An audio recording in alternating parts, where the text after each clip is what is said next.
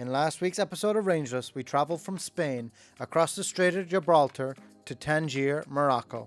Join us this week as we explore the city of Tangier with its long legacy of spies, pirates, artists, authors, and musicians. Welcome to Tangier. We have one day here. Come spend it with us.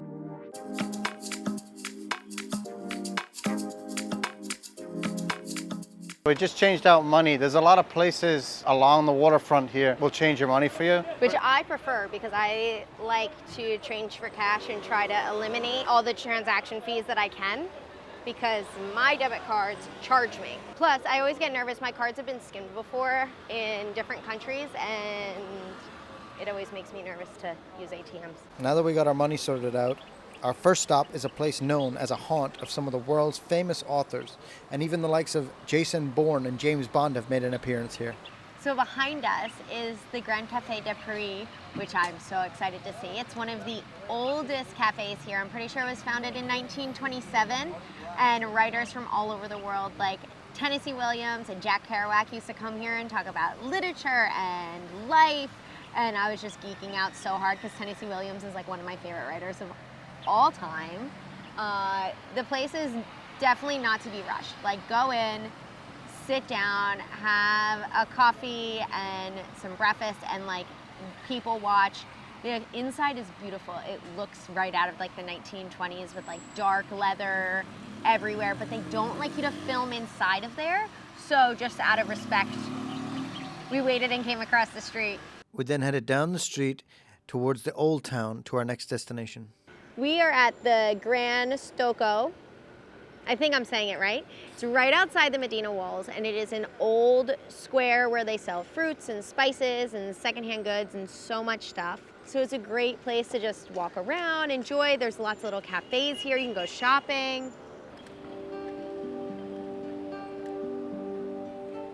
Random fun facts with Brit. So if you notice behind me, there's Coca-Cola.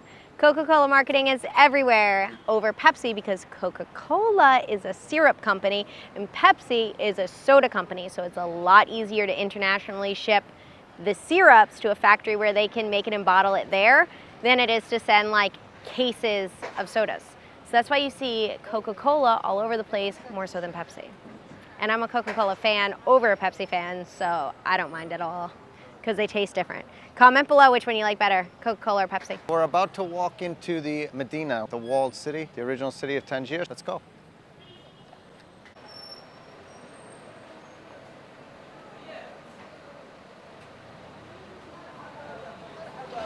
The maze-like Medina is full of winding alleys, colorful markets, and numerous resident cats. The ancient architecture of the Medina contrasts the much newer French colonial architecture outside the walls of the old city. We were about to adventure through the old Medina to the American Litigation Museum. The American Litigation Museum, I don't know if we're going to go inside or not, but it's pretty interesting because it was the first piece of property that the United States purchased or owned outside of the United States. So think of what you want about it, but I'd like to go walk past a piece of history. We're in the Medina. This place is a maze, right? So Google Maps does not really work in here. You can look on it and try and get an idea of which way you're supposed to go, in what general direction, but as far as actually getting there, you're taking turns, there's dead ends everywhere. It is a labyrinth. We're gonna try and make our way through.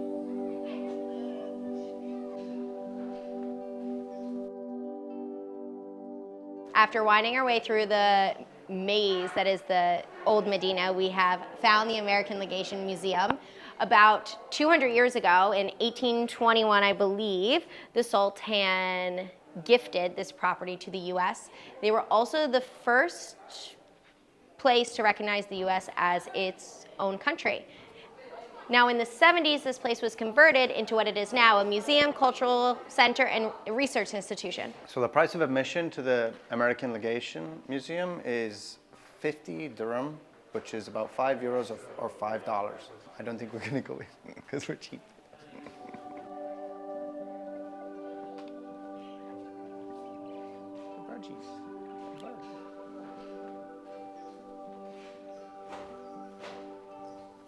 The Petite Soco, which is like a smaller central market. Is this it? Yeah. This is it. We're here. I like all the little wooden alcoves and doors, folding doors outside of each shop. The Petite Soco was once a hub of illegal activities, known for its brothels and drug deals, but today it's transformed into a vibrant spot filled with cafes, restaurants and vendors. We enjoyed spending our time browsing the shops and stalls to pick up some treasures to bring home.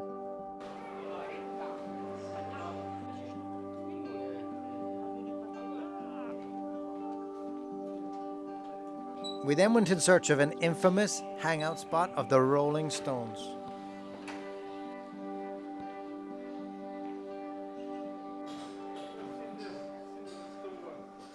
So we have found Cafe Baba. If you know, you know. But back in the day, Tangier was like the place to be for artists, partiers, writers, like anyone who's anyone came here for a good time. And behind me is where the Stones used to hang out.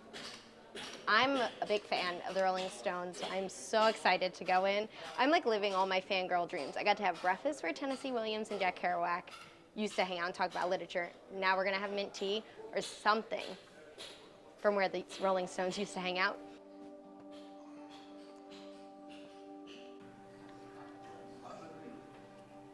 So Cafe Baba used to be kind of a reputation for a seedy place that women did not used to come to. You'd never really see a woman in here until Barbara Hutton started spending her summers across the street. She started coming next door and made it the place to be. They're the reasons why people like the Stones started coming in. She used to have everyone hang out here and then go back to her place to really party.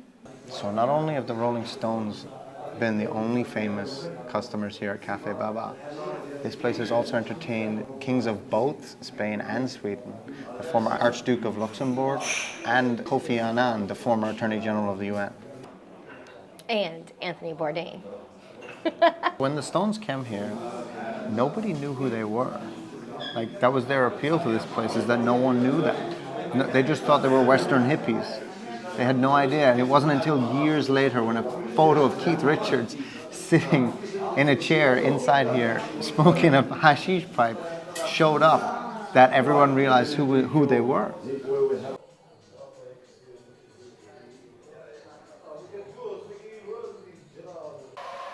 I like the tea. Me too. Big fan. So it's not just mint, there's like other stuff too, and then it's actual like tea, and then they add the herbs in it. Like they pour the hot tea over the herbs. It's in like that thing up there. On the top. And it drips down. Yeah, right. It's like steeping in there.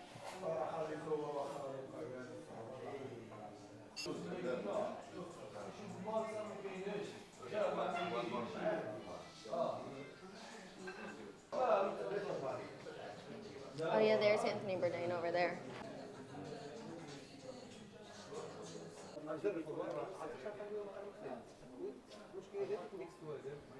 Cafe Baba. That cat's like asleep like I was on the bus. The next stop on our adventure was to the top of the hill, up to the Kasbah overlooking the Medina.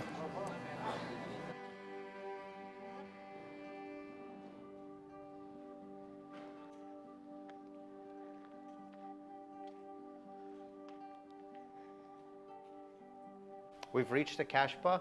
It's the collection of buildings inside the ancient fortress that used to protect the city.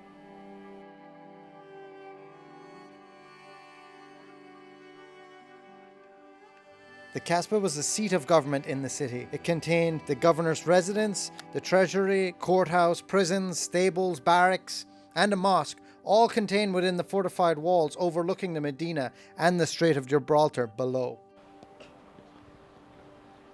Oh, wow.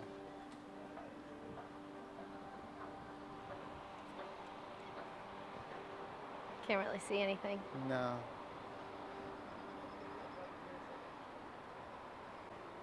We need to get back and catch the bus. Yeah, good thing we got no internet. I mean, we don't want to miss the bus. I know, but we don't know where we're going. Just I think magic. it's down those steps. That'll take us to the thing. Yeah. Take us to that corner and then we walk down that main strip. Mm-hmm. And back up. Fine. I'm not sure now, but I could be completely wrong.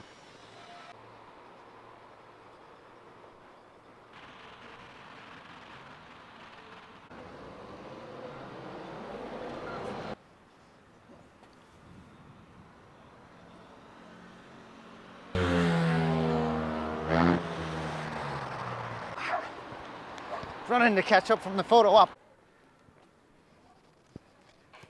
Ready to rock and roll. To the bus. To the bus. We gotta get a taxi to the bus.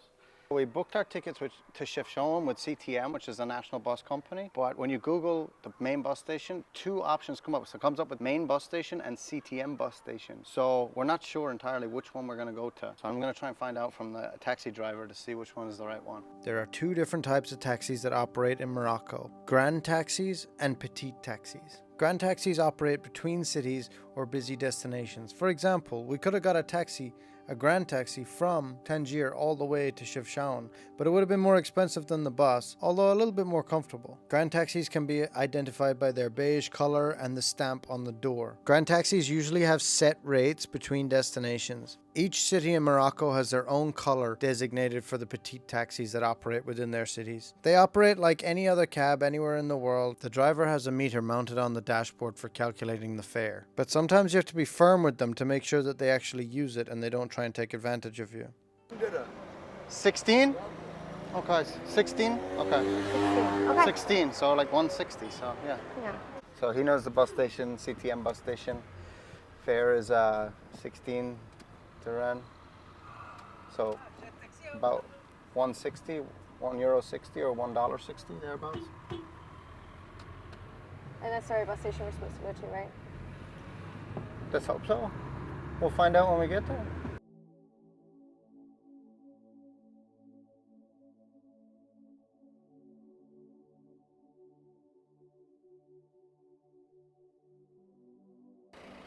Thank you. Thank you. Thank you, Messi. Merci.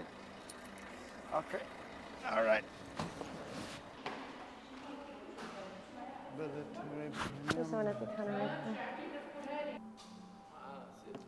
Okay. Thank you.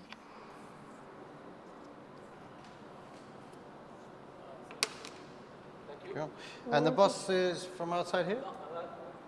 This? Uh-huh. And we change in Tetuan?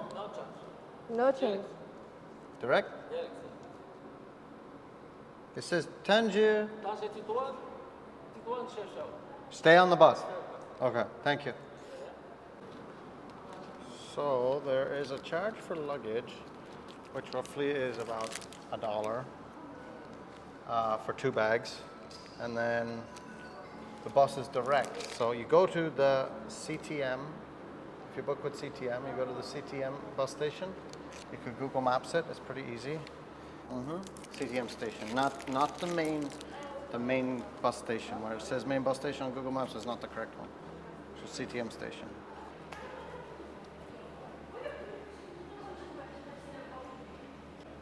You leave me alone for a couple of minutes and I come back with an espresso. You got free water too. Oh. Yeah? $1. Where's mine? I was gonna share it with you. I'm just joking.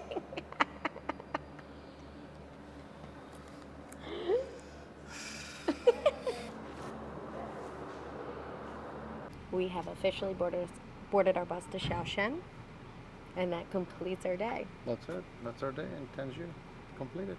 If you liked this video and want more like it, please follow, like, and subscribe, and we're on our way.